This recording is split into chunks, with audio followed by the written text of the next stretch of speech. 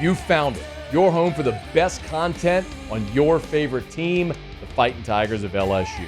Do us a favor, subscribe to the channel, leave your comments below, and be sure to smash that like button.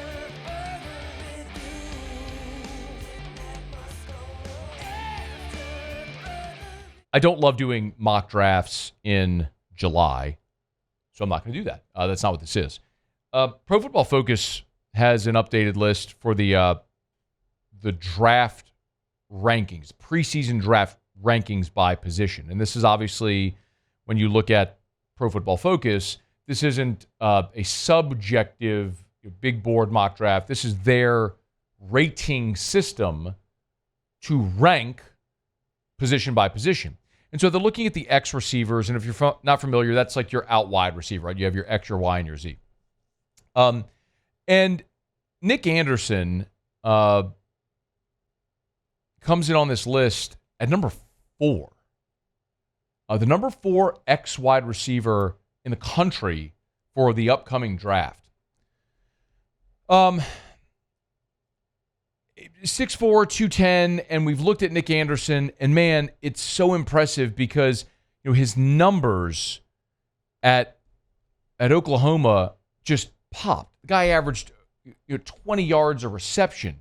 His yards per reception, for context, rivaled what Jamar Chase did in 2019 when he won the Biletnikoff. The problem with Anderson is he's had one healthy season. He missed all of last year with injury, was limited in spring at LSU this year. He was a full go in the spring game or spring scrimmage, whatever you want to call it, which was the first time we media really saw him a full go, like full contact, full go, which was really encouraging.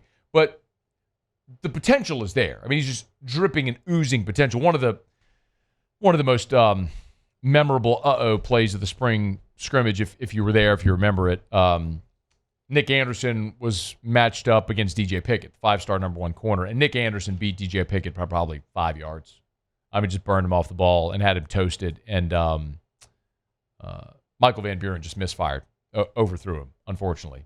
But the ability is undeniable, right? Whenever you miss a season and you're still there as the number 4 projected player at your position in next year's draft, when you're coming off a year where you missed an entire season, that's really validating for the physical talent and ability, a guy that was one of the top 10 overall prospects in the portal, regardless of position for this year, which is why it was very intriguing for LSU. The interesting thing for me, though, with Anderson, with this much sort of hype around Nick Anderson, it begs the question, with one football, how do you keep everyone happy? We'll get right back to the video, but thrilled to welcome Our Lady of the Lake to AFR LSU. As the championship health partner of LSU Athletics, the physicians at Our Lady of the Lake serve the champions on the field in the purple and gold, but that same level of care is available to you and your family. I've been a proud supporter of Our Lady of the Lake my entire life, from volunteering at the Ronald McDonald Playroom as a high schooler to helping so many of the fundraising efforts for the standalone Children's Hospital, to my own son being a patient now at that very Children's Hospital, and my primary care physician, Dr. Kurt Chastain, at Our Lady of the Lake Men's Health Group. Our Lady of the Lake has been a part of my medical journey my entire life, and you can learn more as well. Our Lady of the Lake and LSU. Together, we roar. Aaron Anderson was your leading receiver a year ago, with 61 catches for 884 yards. You've got Aaron Anderson back. You've got a guy like Kyle Parker, who, when Chris Hilton got injured a year ago, took that role. And then, unfortunately, he got injured. Oh, speaking of, Chris Hilton's back, and all he did last year was catch 9 balls for an average of 27 yards a reception. Of his 9 receptions, 3 went for touchdowns. Say that again. Of his 9 receptions, 3 went for touchdowns. Doesn't it stand to reason Chris Hilton's going to have a bigger role and Kyle Parker would have a bigger role? Oh, by the way, Aaron Anderson is back for another year. And then you're adding Nick Anderson and Barryn Brown.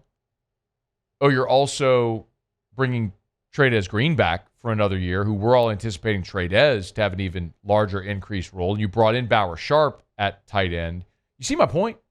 Like, there's only one ball. How are you going to distribute all these targets? And I could argue that's a good problem to have. I mean, if you're Joe Sloan, you have no shortage of options here.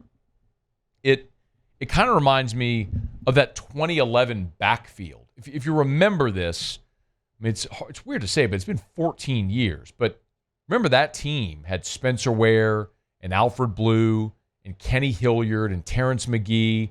I mean, they were Michael Ford.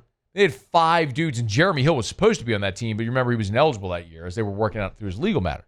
But you had 5 dudes who any of them could have been a bell cow. And they sort of rotated sort of fluidly through them. And it might be similar here with the receivers.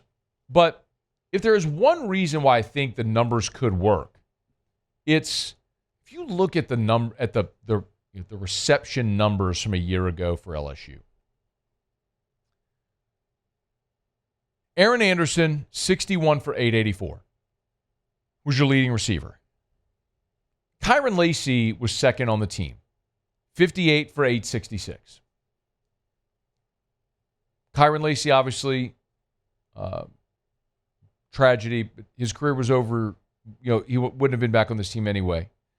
And I'm specifically just talking numbers here. Mason Taylor, 55 for 546. 55 for 546. He's obviously gone to the NFL. Next was C.J. Daniels, 42 for 480. He's no longer at LSU. He's now in Miami. Next was Josh Williams, 31 for 263. He's also gone. You see my point? After Aaron Anderson, Lacy, Taylor, Daniels, Williams, the next four highest pass catchers are all gone. That equals 186 receptions. I'm not sitting here trying to bore you with math and numbers, but it is a little daunting to think, okay, how do you make sure you get the ball to Aaron Anderson and Xavier Thomas and Nick Anderson and Barryn Brown and Chris Hilton and Kyle Parker?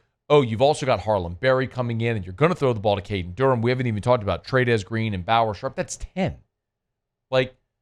That's 10 guys, any of which you could feature in your passing game, which there's just not enough there to go around. And that's not even talking about the guys who redshirted last year, guys like Kylan Billiot who are back, or Jelani Watkins, or an incoming guy like Teron Francis. I mean, you have a logjam of pass catchers, which is a great problem because you've got a ton of experience, or you have a ton of talent. But with one football, how do you distribute and how do you determine who's going to be what role? And I could say, look, Nick Anderson, he's going to be your blow the top off the defense guy, right? He's going to be your deep threat, your home run hitter. Well, isn't that Chris Hilton's role? So how do they split that? I don't have the answer, so I don't want to mislead you. Think, I have some prophetic solution that's going to come this way. What I do know is that 186 receptions from a season ago are out the door. And it's even more if you throw in a guy like Kamorian Pimpton, who had 6, Javen Nicholas, who had 3, John Emery, who had 1. Just another 10. So really it's closer to like 200 all told. It's like 200 receptions from last year are not back.